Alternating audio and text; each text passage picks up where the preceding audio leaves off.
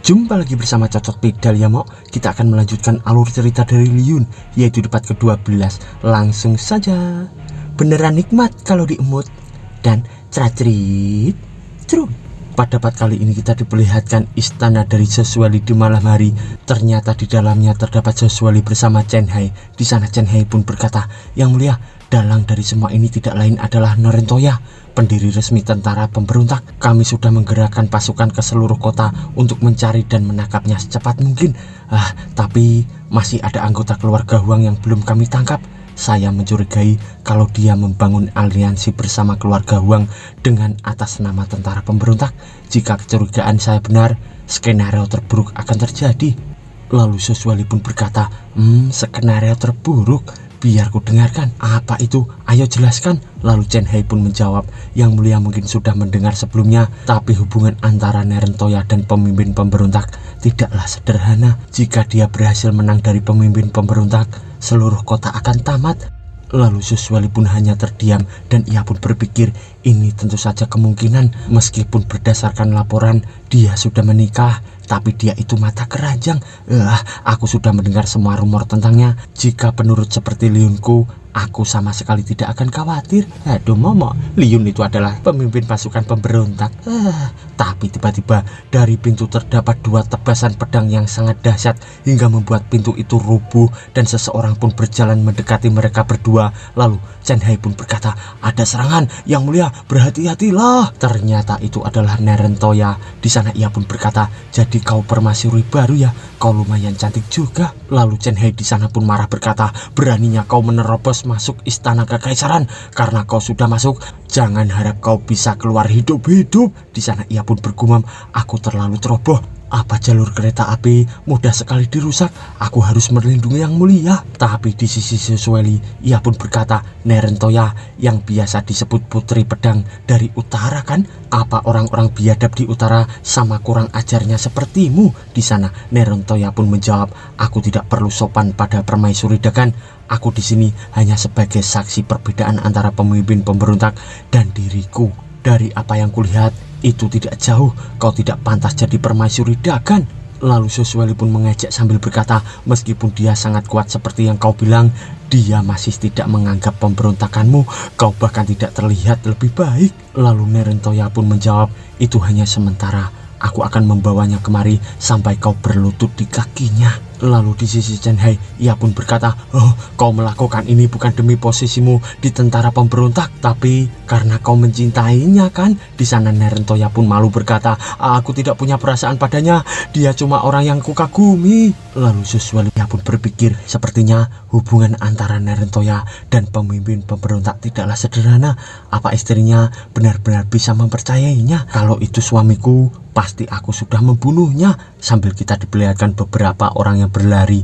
Ternyata itu adalah para pasukan kerajaan dan seseorang pun berkata, "Menyebar, lindungi permaisuri, jangan biarkan tentara pemberontak itu lolos." Sambil mereka memandangi Narentoya dari belakang. Lalu Narentoya pun melirik sambil berkata, "Lumayan cepat juga karena mereka sudah sampai di sini. Jadi aku pergi dulu." Sambil ia melompat dari hadapan Chen Hai bersama Soswali itu. Lalu Chen Hai pun bergumam, "Kurang ajar, kalau aku tidak melindungi yang mulia, aku akan menghajar dan membawanya kemari." Lalu Soswali dari belakang pun berkata, "Chen Hai, untuk sekarang tutup semua akses di kota Dagan, sementara aku menyingkirkan seluruh pemberontak keluarga Huang." Lalu Chen Hai pun berkata, "Baik yang mulia, laksanakan." Dan Soswali pun berkata lagi, "Termasuk pemimpin tentara pemberontak, dia harus dibunuh." Sambil kita diperlihatkan Liyun yang bersin-bersin karena Soswali pun membicarakan tentang dirinya. Lalu ia pun berkata, "Kenapa aku bersin lagi? Apa ada orang yang membicarakanku?" Di sana ia pun bergumam, "Semua aku ingin menanyakan di mana keluarga Huang bersembunyi, tapi sepertinya terlambat, sudah tidak ada lagi beritanya. Dan lagi sudah sampai sini, mereka semua mungkin bersembunyi. Tidak mungkin seseorang melakukan hal bodoh sekarang ini kan?" Tapi tiba-tiba dari kejauhan terdapat ledakan yang sangat dahsyat. Di sana seseorang pun berkata, "Tolong laporkan ini pada pemerintah. Seseorang dari Behuang membunuh orang-orang." Sambil terlihat Liyun di sana yang tersenyum berkata, "Aku khawatir kalau aku tidak bisa menemukan mereka. Mereka malah muncul dengan sendirinya." Ternyata itu adalah Saihan yang menghabisi pasukan 6 pintu. Di sana ia pun berkata, lemah, lemah, lemah. Apa seluruh pejuang Dagan selemah ini? Tapi tiba-tiba terdapat Liyun di belakangnya yang berkata, dari pakaianmu, apa kau orang-orang dari kereta? Lalu Saihan di sana pun berkata, kau punya mata yang bagus. Apa? Kau mau bertarung denganku? Lalu ia pun bergumam, orang ini tidak punya Zenki, tapi dia tidak lari. Apa dia cari mati? Lalu Liyun pun mendekatinya sambil berkata, tidak, aku tidak ingin bertarung denganmu. Ini sudah larut malam, bertarung hanya mengganggu warga. Lalu Saihan pun berkata, apa? Kau mencoba menghentikanku? Sampah, apa kau pikir kau sepadan? Kupikir kau sedang memancingku. Tapi tiba-tiba terdapat gerakan yang sangat cepat. Di sana Saihan pun terkejut terbengong. Ternyata itu adalah serangan tiba-tiba dari Liyun, dan di sana Saihan pun menangkis dengan menggunakan kapaknya. Sambil terlihat Liyun yang tersenyum berkata, oh, kau lumayan cepat juga, bisa menahan pukulanku, senjatamu juga cukup bagus. Sambil terlihat Saihan berkeringat dingin, dan ia pun berkata, hahaha, kapakku dibuat dari besi terkuat dari Behuang. Itu adalah benda terkuat di dunia, sebuah keajaiban kalau tanganmu tidak patah. Dan ia pun bergumam, kekuatan yang mengerikan.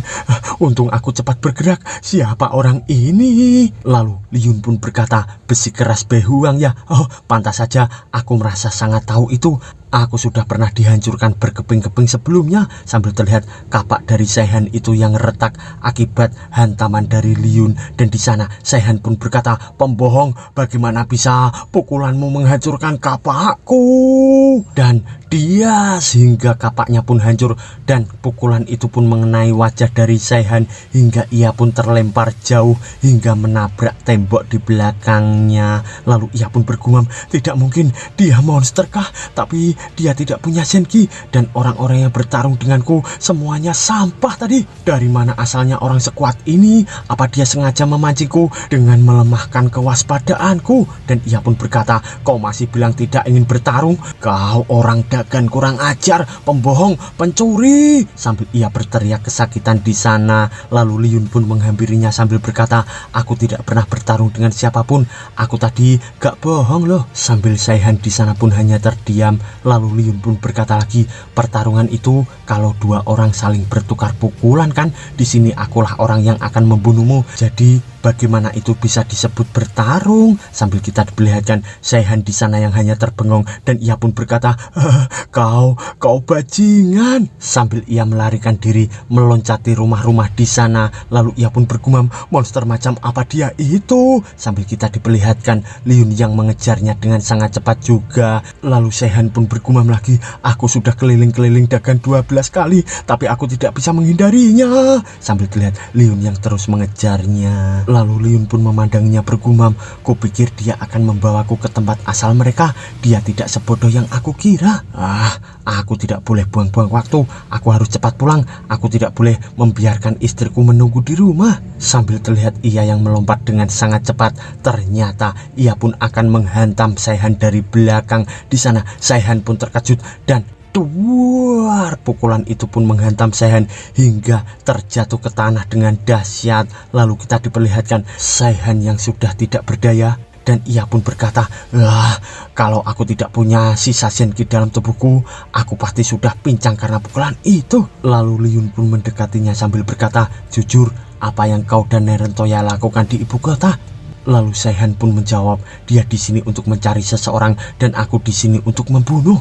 Dan ia pun bergumam, dia kenal Nerentoya, kenapa mereka kelihatan sangat dekat? Lalu Liyun pun bertanya, siapa orang yang mau kau bunuh? Dan Saihan pun menjawab, aku akan membunuh siapapun yang ingin Nerentoya bunuh, termasuk pemimpin tentara pemberontak bajingan itu. Tapi di sisi Liyun, ia pun malah berkata, aku pemimpin tentara pemberontak bajingan? Sambil terlihat Saihan di sana yang terdiam berkeringat dingin. Lalu ia pun berkata, sebenarnya aku juga pemberontak. Kukira kita ada di pihak yang sama. Anggap saja kau mantan bosku ya. Lalu ia pun bergumam, sialan, dia sekuat ini. Kukira Nerentoya bohong padaku. Lalu Liyun pun berkata lagi, jangan bilang seolah-olah kita ada di pihak yang sama.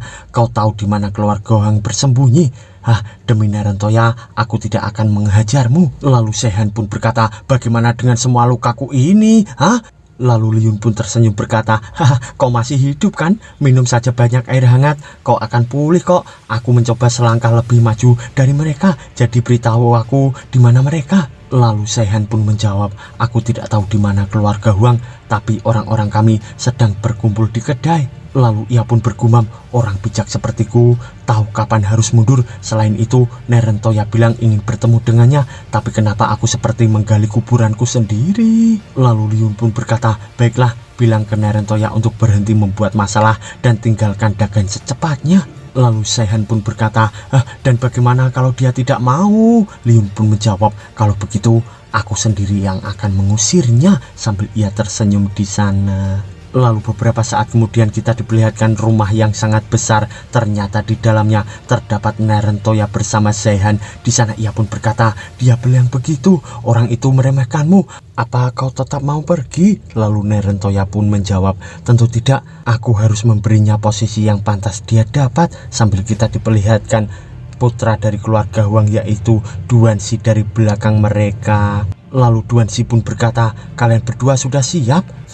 Karena waktunya sudah matang, kita harus memulainya. Lalu Saihan di sana pun berkata, dari mana datangnya naga dan ponik di belakangmu? Lalu Duanxi pun berkata, oh mereka berdua orang yang paling membenci pengadilan kekaisaran sampai ke tulang-tulangnya. Ternyata itu adalah duo koplak di belakang Duanxi. Dan Duanxi pun berkata lagi, mereka nyaris tidak berhasil kabur dari penjara karena kami dibantai dengan kejam oleh pengawal kekaisaran. Hanya mereka berdua yang selamat dari pembantaian itu. By the way, Duanxi tidak sadar bahwa duo koplak itu yang membocorkan semua informasinya. Dan di sana duo koplak itu pun action sambil berkata, pengadilan kekaisaran kurang ajar, kami berjanji akan setia pada keluarga Huang. Sambil mereka pun action. Sambil terlihat Saihan di sana yang terbengung dan bergumam, pose yang keren, aku harus melakukan itu bersama Nerentoya lain kali, dia pasti suka kan? Lalu Nerentoya pun memandanginya juga sambil bergumam, jika Saihan berpose seperti itu, akan kubunuh dia. Lalu Duanxi pun berkata lagi, segel giok akan segera melewati rel kereta api. Kita keluarga Huang akan berhasil mengendalikan segel giok itu. Seluruh kota Dagan akan hancur. Sambil kita diperlihatkan duo koplak di sana yang bergumam, sesuatu yang besar akan terjadi di Dagan. Lalu beberapa saat kemudian kita diperlihatkan kediaman Liun di pagi hari, dan di sana terdapat Liun bersama Zhouzueli. Liun berkata, jangan pergi hari ini, di luar bahaya sayang. Lalu Zhouzueli pun menjawab, aku harus pergi, ada hal penting yang harus aku lakukan sayang. Lalu Liun pun berkata, baiklah, hati-hati ya. Di sana Liun pun memandangi kepergian Zhouzueli, dan Zhouzueli pun bergumam, aku bukan cuma istrimu, tapi juga permaisuri Dagan.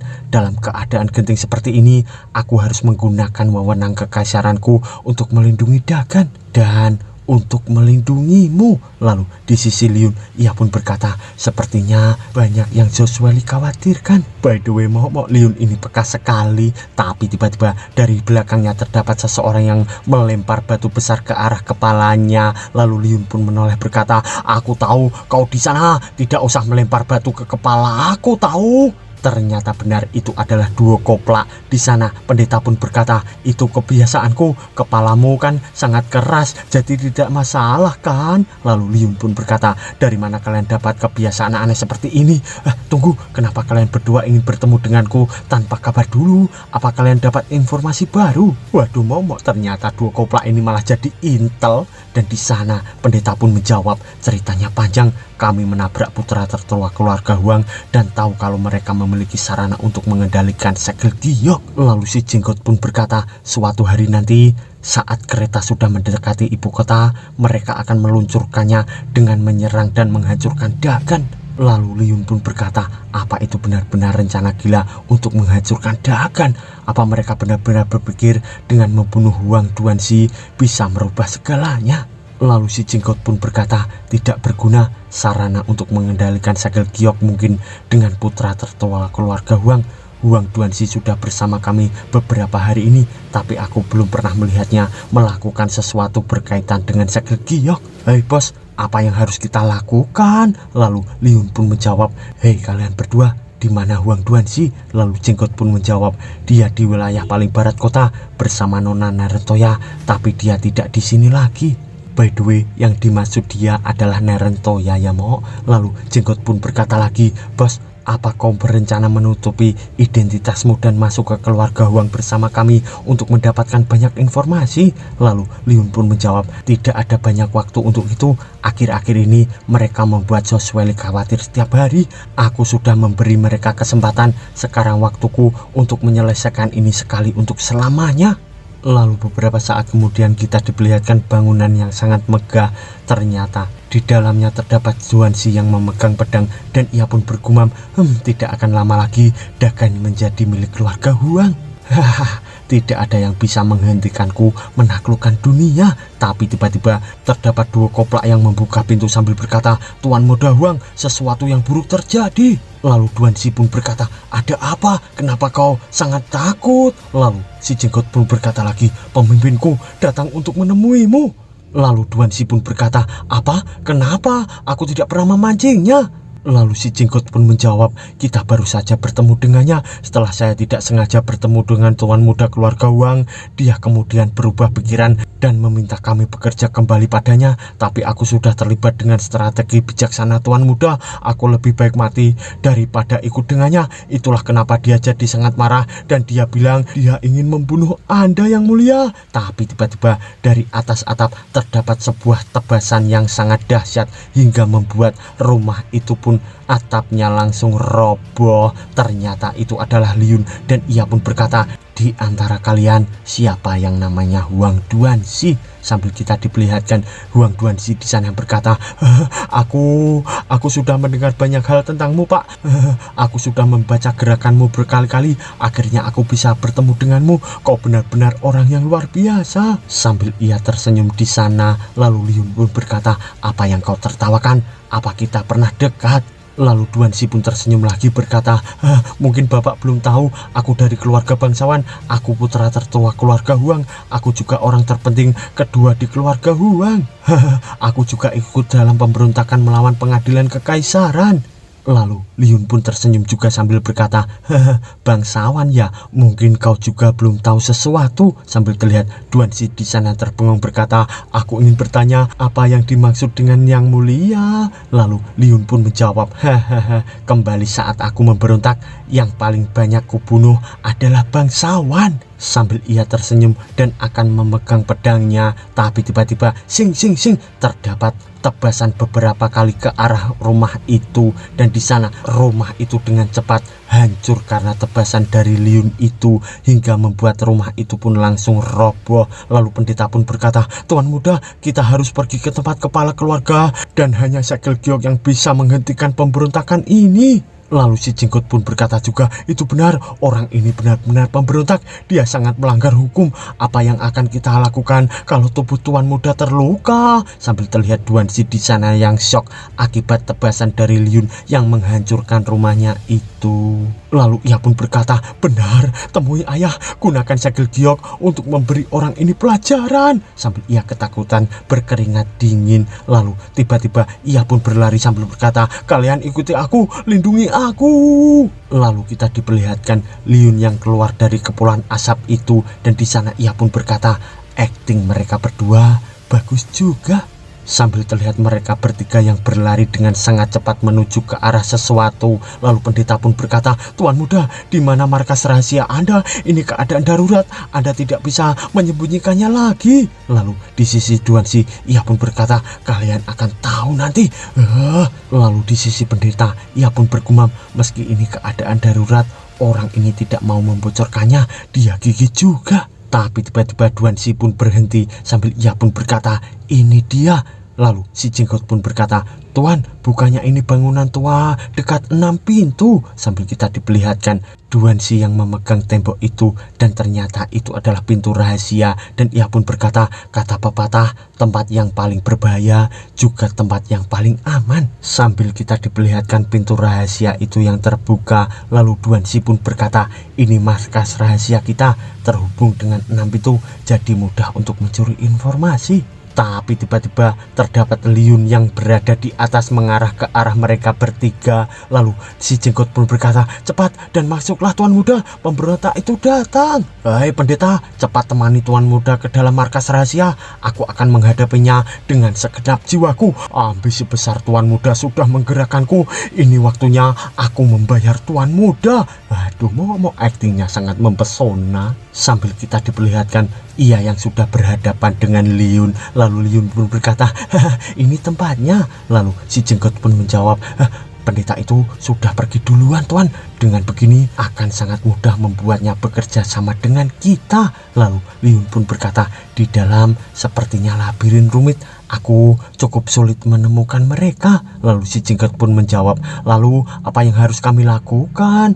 Lalu Liun pun tersenyum berkata, lebih baik aku pakai cara sederhana dan kejam. Sambil kita diperlihatkan di sisi Duansi, ia pun berkata, ayah, pemimpin pemberontak itu datang ke sini. Tapi tiba-tiba ia pun ditampol ayahnya sambil berkata, bodoh, satu-satunya alasan kenapa dia bisa sampai ke sini karena kau yang membawanya kan? Lalu Duansi pun berkata, ayah, aku tidak punya pilihan lain. Kita harus cepat-cepat menggunakan segel giok untuk menyingkirkannya. Lalu patriark keluarga Huang pun berkata, kenapa aku harus punya anak bodoh sepertimu? Waktunya belum tepat tahu. Kita harus melakukannya sesuai rencana. Aku tidak peduli. Markas ini seperti labirin rumit. Dia tidak akan bisa menemukan kita dengan cepat. Tapi tiba-tiba langit-langit di atas pun meruntuh dengan seketika. Di sana ternyata dari atas bangunan itu pun dihancurkan Liun dengan sangat mudah hingga membuat lubang yang besar di sana. Lalu Liun pun berkata, aku malas mencari, jadi cara paling mudah hancurkan saja seluruh tempat ini. Ayo kita lihat di mana kalian bersembunyi. Lalu dari belakang si jenggot pun berkata, dengan keributan ini 6 pintu pasti akan segera datang kemari tuan. Hei tuan bos, kau sudah lama menjaga identitasmu. Apa kau benar-benar tidak ada hubungannya dengan permaisuri? Di sana Liun pun berkata, wah, omong kosong. Di hatiku cuma ada Sosweli tahu. Sambil terlihat si jenggot yang menatapnya bergumam, benar, bagaimana bisa pemimpin pemberontak punya hubungan dengan permaisuri? Tunggu, nama yang sama seperti nama permaisuri. Nah, tidak mungkin bos menikahi permaisuri baru dagan. Mustahil sekali. Aku pasti sudah berpikir terlalu keras. Dan ia pun berkata, tidak ada apa-apa tuan. Sambil kita diperlihatkan patriark Duansi bersama pendeta yang sudah keluar dari sana. Lalu tiba-tiba pendeta pun berkata, kepala keluarga Tuan Muda Huang, pemimpin pemberontak tidak ada di sini. Anda seharusnya tidak ke sana. Sambil kita diperlihatkan mereka berdua yang terkejut. Lalu tiba-tiba patriark itu pun marah berkata, sialan, jangan keras-keras bicaranya. Sambil kita diperlihatkan juga Liun yang melompat dengan sangat cepat di hadapan jenggot itu. Dan tiba-tiba Liun pun sudah berada di atas patriark bersama Duansi itu. Tapi tiba-tiba terdapat tebasan yang mengarah ke arah Liun. Dan Liun pun menangisnya dengan menggunakan pedang. Dan ia pun bergumam, aura pedangnya tidak asing. Sambil ia melihat ke arah atas genteng itu, ternyata itu adalah Nerentoya. Dan ia pun berkata, kita bertemu lagi ketua. Sambil ia malu-malu melirik ke arah Liun itu dan bersambung mok.